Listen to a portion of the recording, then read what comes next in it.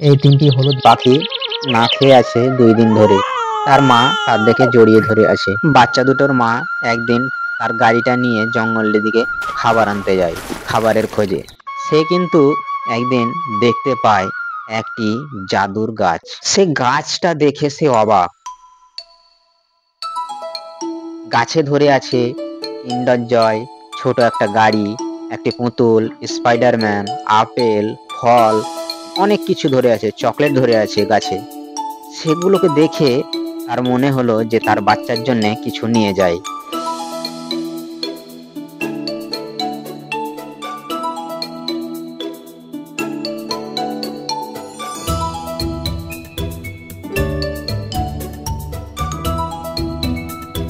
তারপর সে বাড়িতে চলে আসে। তার বাচ্চাগুলো এগুলো দেখে খুবই আনন্দ।